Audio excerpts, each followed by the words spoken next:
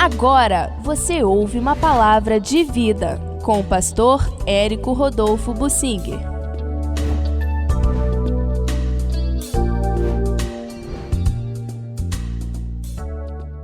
O trato de Deus conosco coletivamente e individualmente. Nós precisamos entender, no estudo da Bíblia, na revelação que Deus nos traz através da Bíblia, nós precisamos entender, para começar, a grande diferença entre o Antigo Testamento e o Novo Testamento. O Antigo Testamento trata de uma aliança com um povo de Israel, todo ele escolhido, em que todos individualmente faziam parte daquele povo. Isso é a antiga aliança que já acabou. A lei não passou, mas a antiga aliança que usava aquela lei escrita na forma de mandamentos, essa aliança passou. E Deus vai fazer uma nova aliança com Israel no final da grande tribulação, com o remanescente de Israel, para entrar no milênio em uma nova aliança entre Deus e Israel.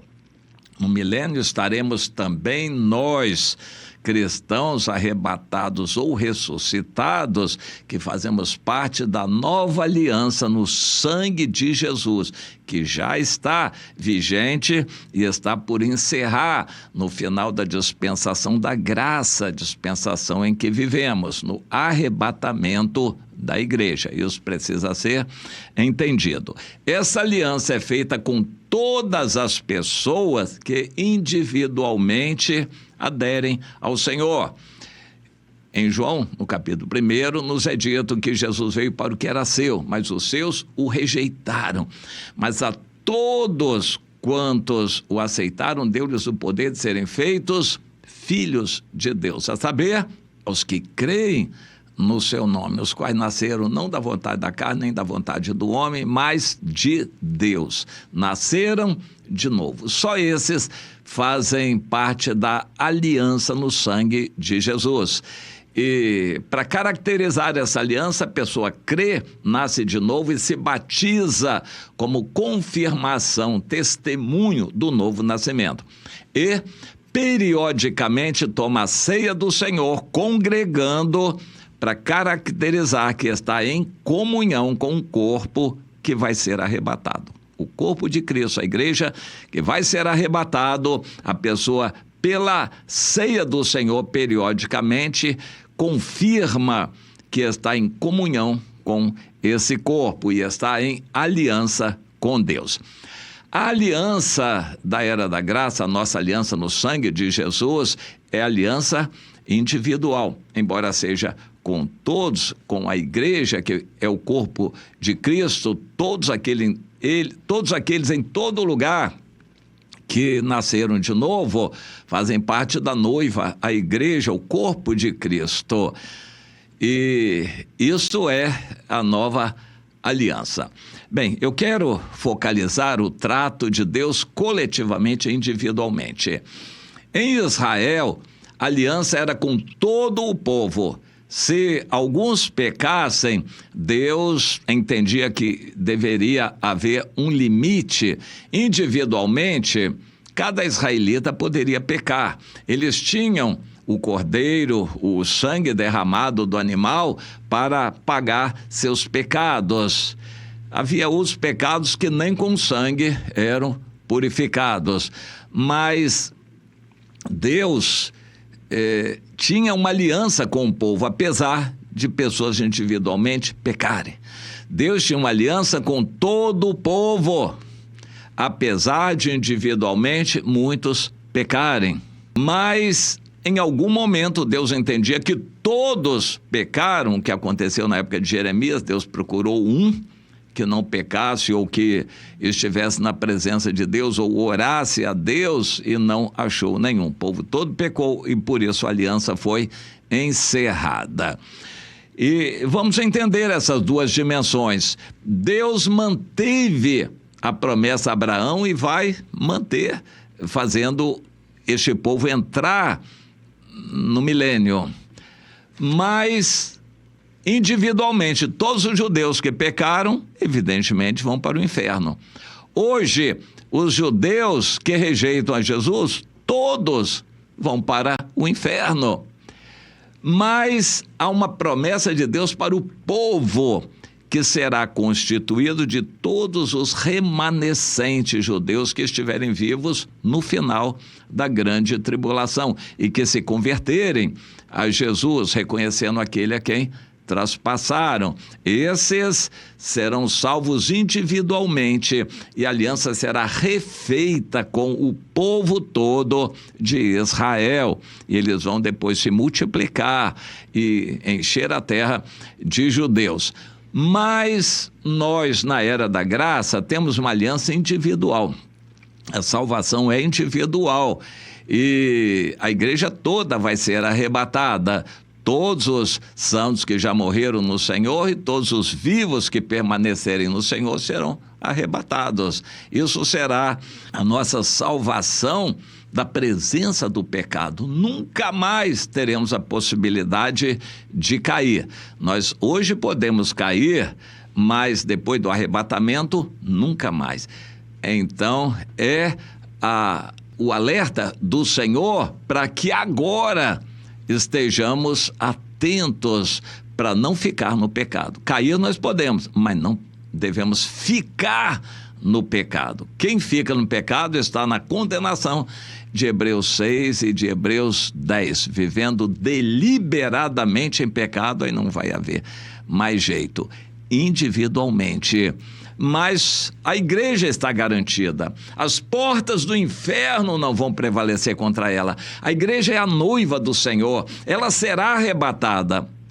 Mas a igreja quem é?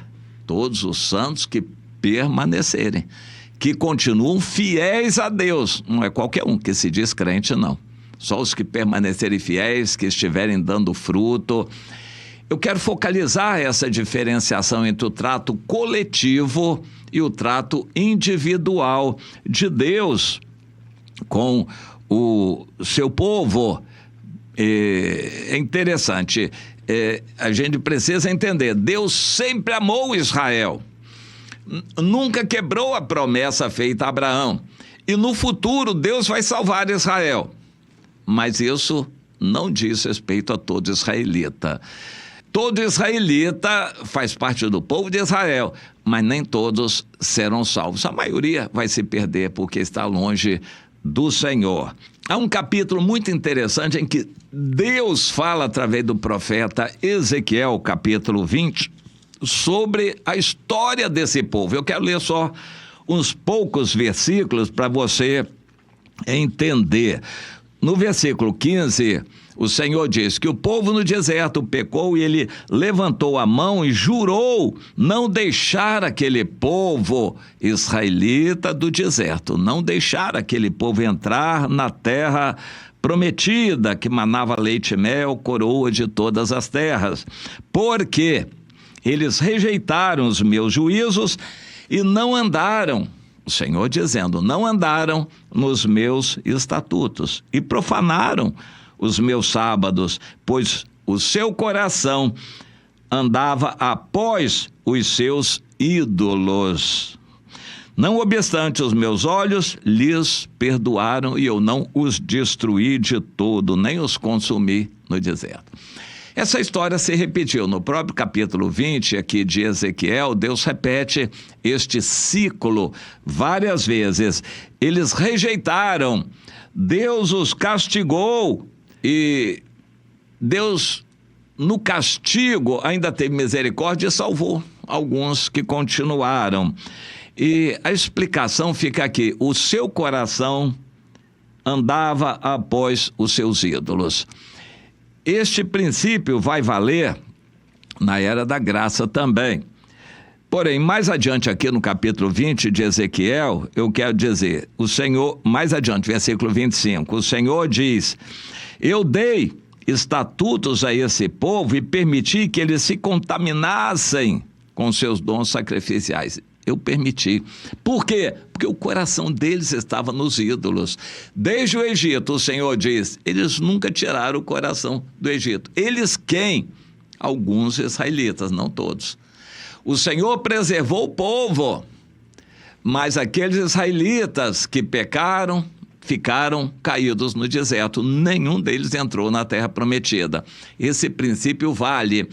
Deus, ao longo da história, tem feito os israelitas e os descendentes judeus passarem por provações para morrerem, serem purificados e alguns se salvarem. Mas o fato é que, ao longo da história, todos os que têm um coração nos ídolos não vão permanecer. Esse princípio vale para os nossos dias também na era da graça. E eu quero citar o apóstolo Pedro no 1º capítulo, o versículo 11, que diz o seguinte, aliás, 1º capítulo, versículo 2.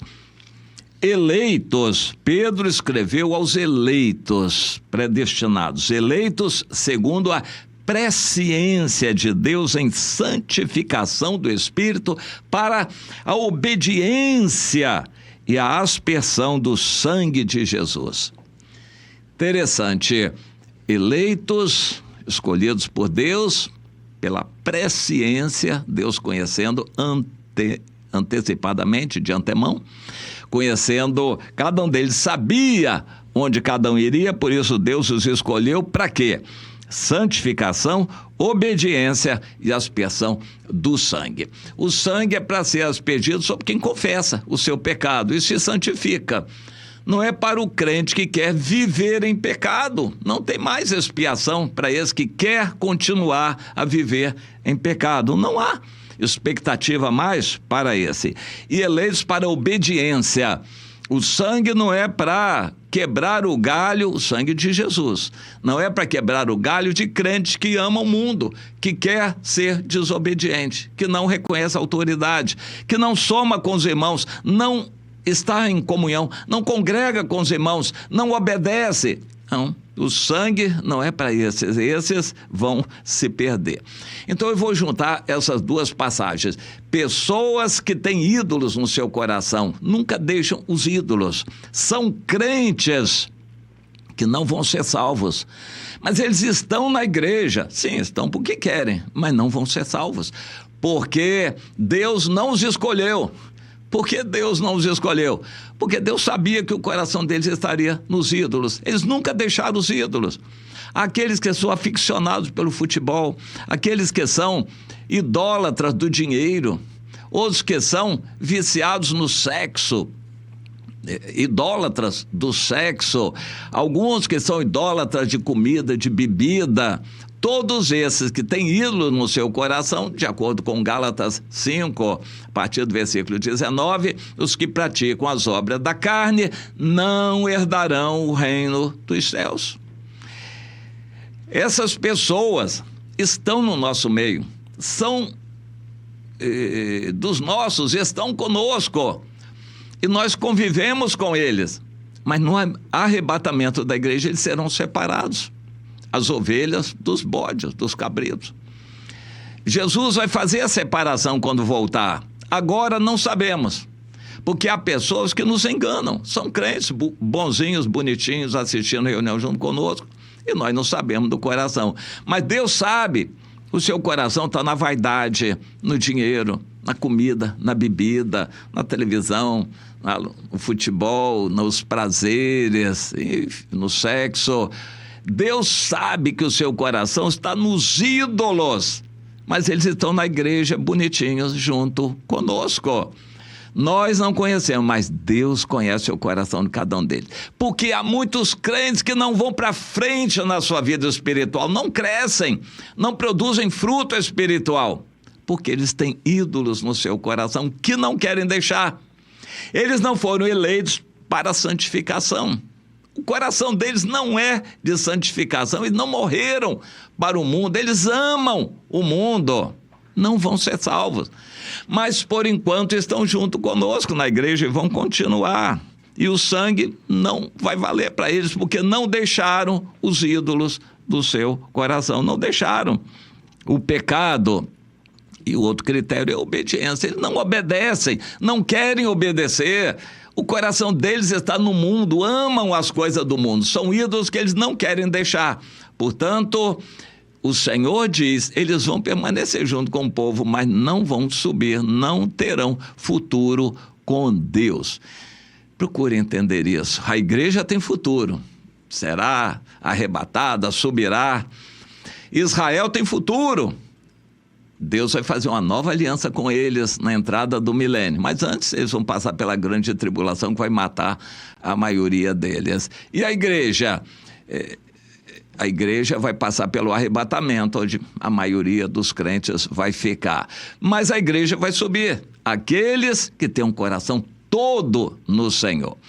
Bem, a questão é, individualmente, você está classificado nessa categoria? Você ama o Senhor de todo o coração, mais do que tudo no mundo, já morreu para o mundo, você está obedecendo, servo da obediência, tem prazer na obediência, tem prazer na vida santa, você está assim com o Senhor de todo o seu coração, dando frutos.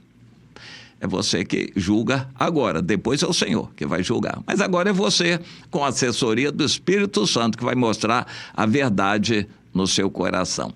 Entenda isto.